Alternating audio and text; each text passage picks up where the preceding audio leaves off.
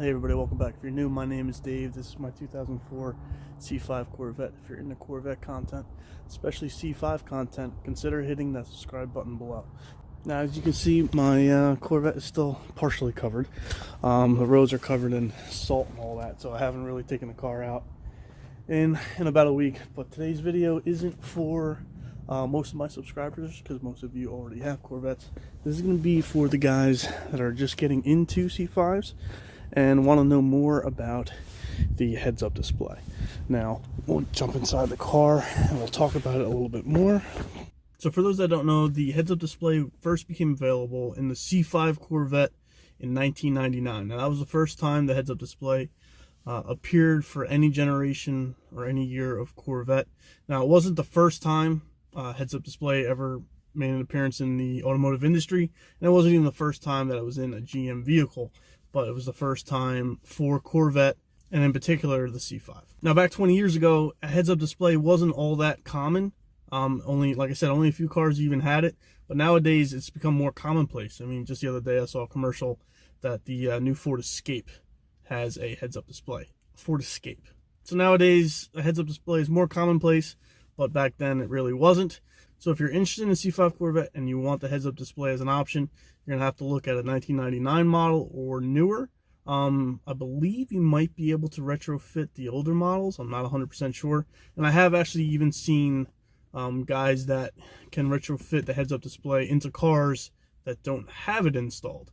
Now, the key way to know, if you're looking at a listing online to see if, your car has the heads-up display, most of the time they're going to say, hey, it has a heads-up display, because it's a selling feature. But if they don't list it at all, the easy way to know is you'll see these keys here just to the left of your tach and speedometer and all that. So you're going to see all these. If it doesn't have a heads-up display, there's just going to be a blank plate right there. So that's the telltale sign to know that it has a heads-up display.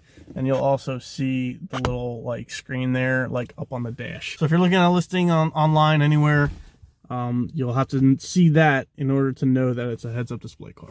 So in this generation Corvette, that's what the heads-up display looks like. It gives you your RPMs. It's telling me check gauges right now because I'm low on gas, but it's telling you it gives you your RPM range up on the top there. Gives you your mile per hour, and then in my case I have the fuel gauge. For this display up and down button, if you're taller or shorter, you can raise and lower this screen to your liking. So however you sit, you can raise and lower that. Now, in order to change what displays on the right hand side, like I said, right now it's the fuel gauge, you can change that to your oil pressure gauge or also your coolant temperature gauge. Now, you change all that by hitting this page button right here. So that's how you change it with this page button here. That's how you change the right hand side to get that different information. And like I said, RPMs up top, and the speedometer always stays right there.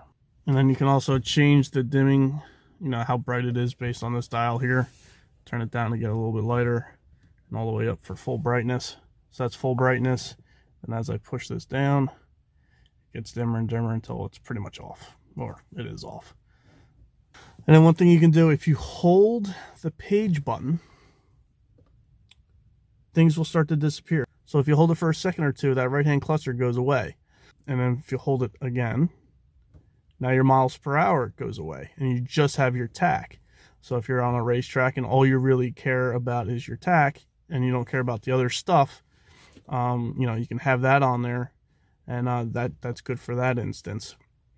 Keep holding it. Now it's just your mile per hour. So if you're on the street and you only care about your mile per hour, you can have that as an option.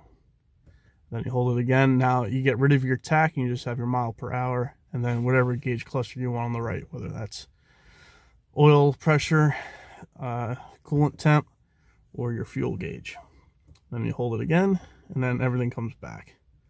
So those are the different things that you can cycle through when you just hold that page button. So that was a quick tutorial on the heads-up display. Again, this isn't more for you guys that have had C5s for a while. This is more for the guys that have just gotten into C5s, or maybe you're looking to get a C5. So if you have any other questions on the heads-up display, please leave those down in the comments below. Or maybe if I missed any tricks that you'd like to share with me, please also leave those down in the comments. If you like this video, please give me a thumbs up. If you haven't done so already, please subscribe. Thank you and have a great day.